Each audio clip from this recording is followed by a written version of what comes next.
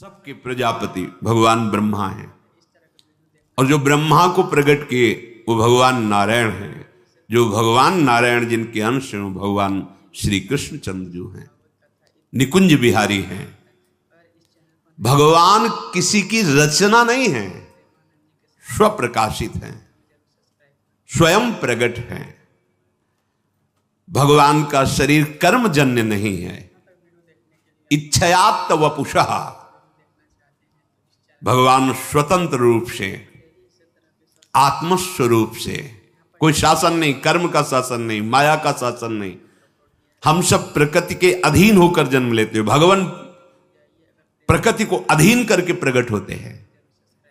भगवान जैसे मत्स्य अवतार, कच्छप, वाराह आदि अवतार लेते हैं तो ये कोई कर्म बंधन से तिर्यक योनि को प्राप्त कच्छप वाराह थोड़ी है, नहीं, चिदानंद रूप धारण करते हैं, शरीर के आश्रित नहीं होते। जैसे हम और हमारा शरीर अलग है। मैं तत्व जो है आत्मस्वरूप, शरीर पांच भौतिक है। ऐसा नहीं कि हम शरीर के आश्रित है, जो जो कर्म करेंगे उनका फल भोगना है। भगवान कैसा नहीं, भगवान का चिदानंद वपु है और उनकी जितनी चेष्टा होती सब चिदानंदमयी होती है। अब हमारे अंदर वो ज्ञान नहीं है तो हम उन्हीं चेष्टाओं को कर्म बंधन से युक्त प्राणियों से तुलना करने लगते हैं। कैसे कोई भगवान से तुलना कर सकता है? कैसे कर सकता है?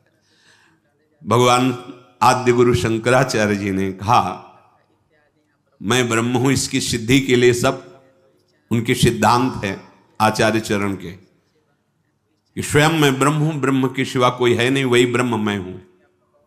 अहम ब्रह्मास्मि, अयम आत्मा शिवोहम। लेकिन वो एकांत में क्या कह रहे हैं? षटपदी है उनकी, एकांत में कह रहे हैं सत्यपि भेदापगमे नाथ तवाहम नमाम की नस्तम सामुद्रो ही तरंगा क्वचिन समुद्रो न तारंगा।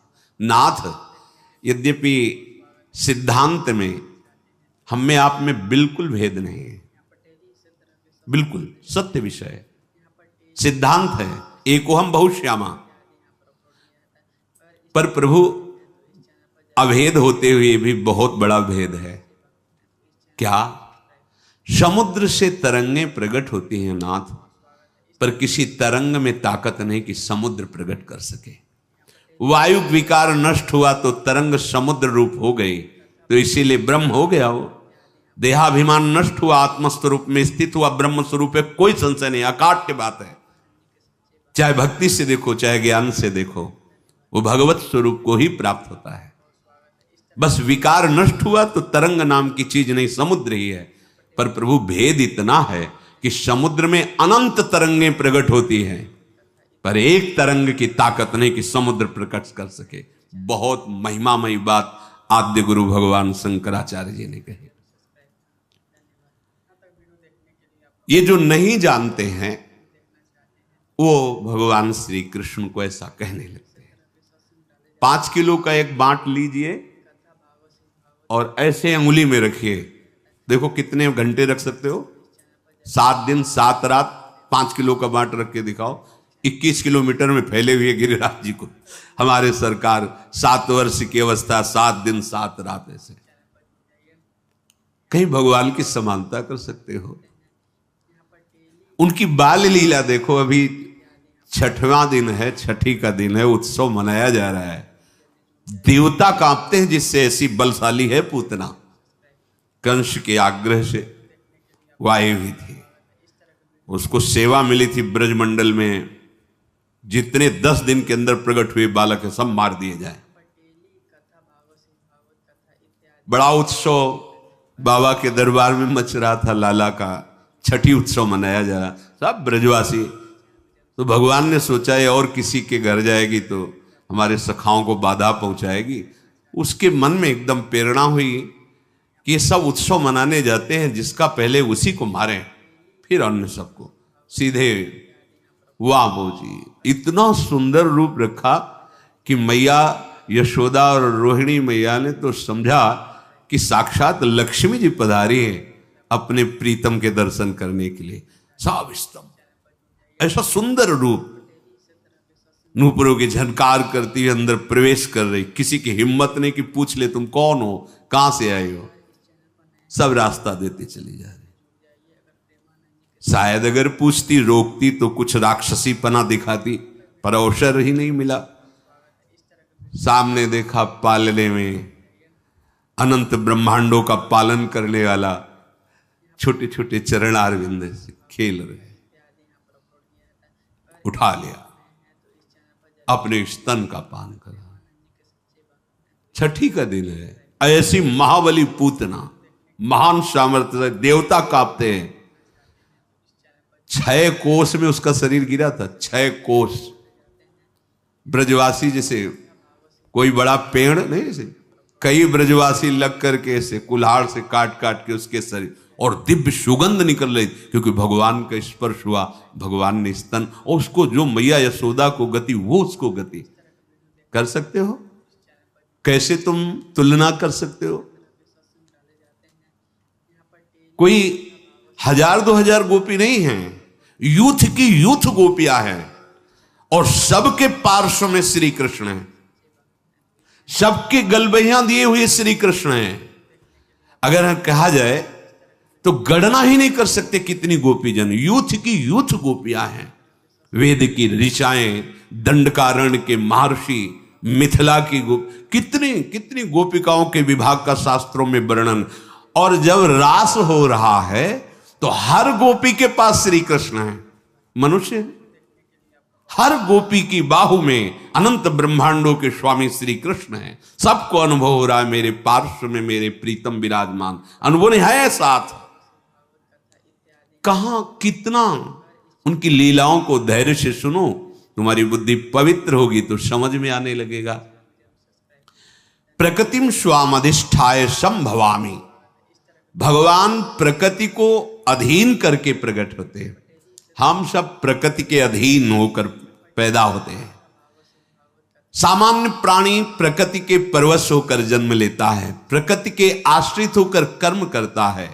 भगवान परम स्वतंत्र हैं, वो प्रकृति की अध्यक्षता में प्रकट होते हैं। मूढ़ लोग प्रभु के अवतार के रहस्य को न जानकर, प्रभु को मनुष्य शरीर मानकर धारणा क्या बनी हुई है, क्या बनी हुई? क्या तुम स्त्री शरीर के समीप रहकर काम विजयी हो सकते हो? तुम्हारे अंदर यह भावना रहेगी कि ये स्त्री मैं पुरुष हूं, क्या इस भावना से रहित हो सकते हो? और जो महापुरुष हो गए हैं उनकी मैं 7 दिन 7 रात्रि तक 9 युवतियों द्वारा परमहंस श्री सुखदेव जी जनक जी के महल में सेवित हो रहे, हर समय दिगंबर रहते थे सुखदेव जी। क्या हुआ? रोज सूचना पहुंचती थी, बोले जैसे आए थे वैसे ही है। अरे जिनका नाम लेकर, जिनके चरणों का ध्यान करके ऐसी परमहंस स्थिति होती है। ठाकुर हरिदास जी के बाद 3 दिन वैश्या, क्या हुआ? अरे जिनका नाम लेकर भक्तों की ऐसी स्थिति होती है, उन भगवान में कहीं काम भाव होगा? उन भगवान में कहीं किसी शरीरों के श्रृंगार या स्पर्श से सुख होगा? सुख सिंधु को किसी सुख की जरूरत है? अच्छा, उनके सिवा और है कौन? गोपी नाम च तत्पति नाम सर्वेशामेव च, जो गोपियों को पतियों के, जो चराचर जगत की आत्मा है, वही बने हुए, वो अपने आप में खेल रहे हैं। पर वो अपने आप से अपने आप में खेलना, वो बिना भजन के नहीं जान सकते, वो कोई काम चेष्टा नहीं है। पर ये मूढ़ मानुषी तनुमाश्रितम, वो समझते हैं कि भगवान मेरे जैसा ही शरीर धारण करके, मैं जिस काम आदि के अधीन होकर चेष्टा करता हूं, ऐसे भगवान के अधीन। वो भगवान तो माखन चोरी किए। अरे वहां बर्तन नहीं रखते थे नंद बाबा के घर में कि भाई भगोने में मक्खन रखा है या बाल्टी में दूध रखा है। 10 लाख गौएं, तो कहां कुंड बने हुए थे। कुंड, ये दूध का कुंड, ये दही का कुंड, ये माखन का कुंड, घी का कुंड, बाबा के यहां कुंड थे। लाला अगर दिन भर स्नान करता रहे तो भी लाला माखन नहीं पा रहा जाके, उन महर्षियों ने जो तप किया और गोपी स्वरूप से आए, उनका भाव पाने के लिए, उनको सुख देने के लिए, जैसी गोपी भावना करती है, लालजू महाराज उस चेष्टा को अपना भजन मानते हैं, वो अपनी सुख का अनुभव करते और उसी चेष्टा से जाकर उसको सुख प्रदान। काश ऐसा होता, लाला ऐसे करता, ऐसा करता, वैसे ठाकुर ये यथा माम प्रपद्यन्ते तास तथैव भजाम्य हम। ये जो मूढ़ पुरुष हैं, ये नहीं जानते कि अनंत ब्रह्मांडों के उत्पन्न, पालन और लीन करने की सत्ता इन्हीं से स्फूर्ति होती है। वो अवहेलना करते हैं प्रभु की। नहीं सुनना चाहिए ऐसे लोगों की बातें, नहीं मानना चाहिए। अगर ऐसे लोगों के पास बैठोगे, ऐसी बातें सुनोगे तो भगवत विमुख हो जाओगे। जो हम सुनते हैं, देखते हैं, बोलते हैं, वही मनन होता, जो मनन होता वही हमारी स्थिति होती है। ये उत्पत्ति विनाशशील पदार्थों को सत्य मान करके उनका संग्रह करना और भोगना, यही इनका उद्देश्य रह जाता है। वो ये नहीं जान पाते। जन्म कर्म च मे दिव्य मेवं यो वेत्ति तत्वतः त्यक्त्वा देहं पुनर्जन्म नैति मामेति सोऽर्जुन। भगवान कह रहे हैं, बड़ी कृपा करके भगवान अवतार लेते हैं। ये दुष्टों को मारना भगवान के लिए कोई बात नहीं। एक संकल्प करते हैं तो सृजन पालन लीला उसी संकल्प से चलती रहती है। अनंत ब्रह्मांडों का सृजन निमेष में, उनके लिए बोले कंस को मारने के लिए भगवान का अवतार हुआ, रावण को मारने के लिए भगवान, जिनकी एक इच्छा मात्र, एको हम बहुश्यामा। कैसे कैसे ये केवल अनुग्रहाय भूतानां मानुषम देहिमास्थिता भजते तादृशी क्रीडा या श्रुत्वा तत्परो भवेत।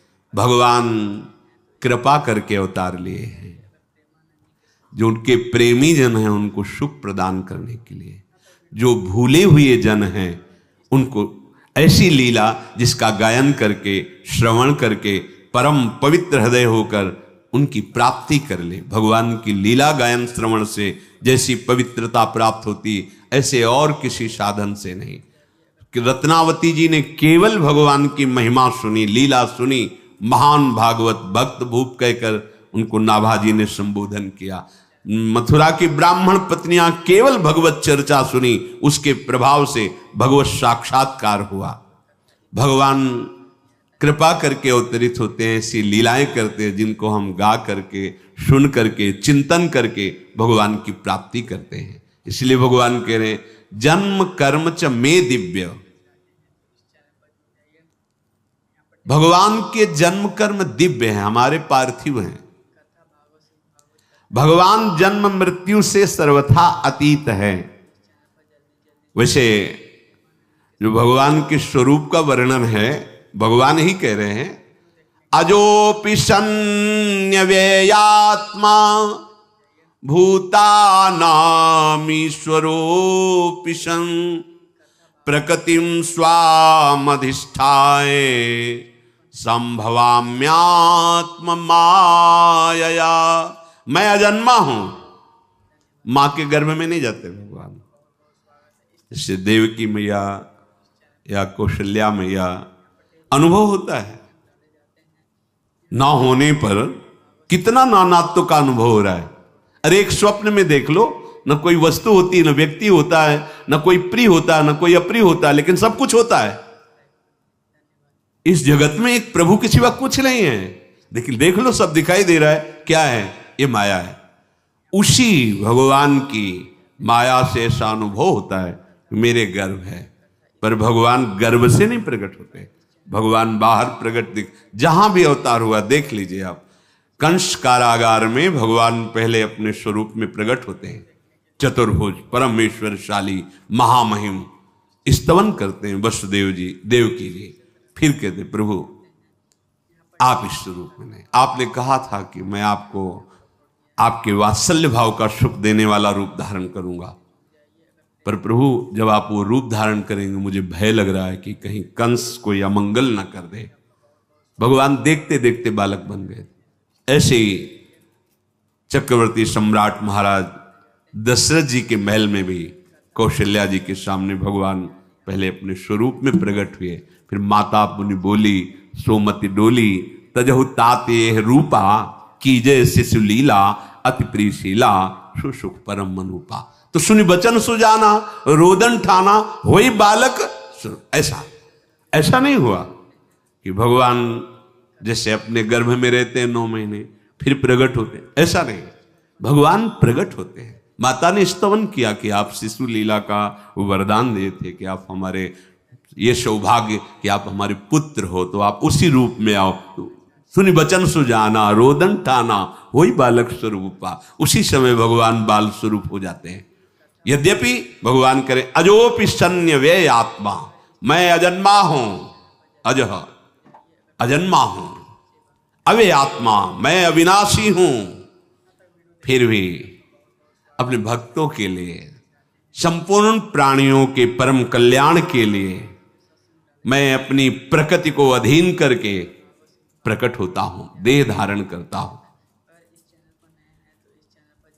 जब तक हम भजन नहीं करेंगे तब तक भगवान की लीला, भगवान की महिमा को हम नहीं जान पाएंगे, क्योंकि हमारी इच्छाएं तो अभी भोगों में है। जहां इच्छा है वही ममत्व है, आसक्ति वही चिंतन है। कैसे जान पाएंगे? जब तक उनका चिंतन नहीं है तो कैसे जान पाओगे? संसार का चिंतन करने वाला हृदय कभी भगवदानंद का अनुभव नहीं कर सकता, और जो भगवदानंद का अनुभव करने वाला, अनन्य चिंतन करने वाला, उसकी दृष्टि में संसार होता ही नहीं है। वहां केवल प्रभु होते, केवल प्रभु, वासुदेवा सर्वम, केवल भगवान। ये ऐसा जैसे आपको दिखाई दे रहा है तो लगता है भावना करनी होती है, ये प्रारंभिक है ही नहीं कोई, केवल प्रभु ही। देखो गोपी जन करे जित देखूं तित श्याममयी, श्याम ही श्याम, जड़ चैतन्य कछु नहीं दिखत, जित दिखत तित श्याम खड़े। भगवान जब प्रकट होते हैं तो लीला ऐसे ही करते हैं कि कोई विवेकवान भक्तिवान ही भगवान को समझ पावे, नहीं तो जैसे सत्यराजित पधारे ना तो सत्यभामा के साथ भगवान भी रो रहे थे, बड़ी विपत्ति आई, हमारे ससुर पधार गए, वैसा ऐसा। लीला ऐसी लीला करते हैं कि ये लगेगा कि भगवान है भला। हमें तो बात जाने दो, गरुड़ जी को नागपाश में बंद गए, मुझे छुड़ाना पड़ रहा है। इसीलिए इनकी शरण में रह के इनसे प्रार्थना करता रहे कि कभी हमारे नेत्रों में आपकी माया का पर्दा न पड़ने पावे नाथ। भगवान की लीलाएं अलौकिक हैं। भगवान का चिदानंद धाम है जहां अनादि अनंत, अनादिकाल से अनंत काल तक उनकी चिदानंदमयी लीला होती रहती है। उन्हीं भगवान को सर्वांतर्यामी रूप से निराकार भाव से उपासना की जाती है। जब अवतार लेते हैं तो सगुण साकार। इसीलिए हरिराम व्यास जी और बड़े बड़े महापुरुष कहते हैं निर्गुण सगुण ब्रह्म ते न्यारे, दोनों से विलग, क्योंकि इन्हीं से है वो हमारे बिहारी बिहारिंजू, जो नित्य वृंदावन चिदानंद धाम है। ये अपने महल में विराजते हैं बिहारी बिहारिंजू, और इन्हीं के अंश से सब ये लीलाएं होती रहती है। अब यहां से जब अवतार लेते हैं ब्रजमंडल में तो यहां 2 अवतारों की लीला आती है।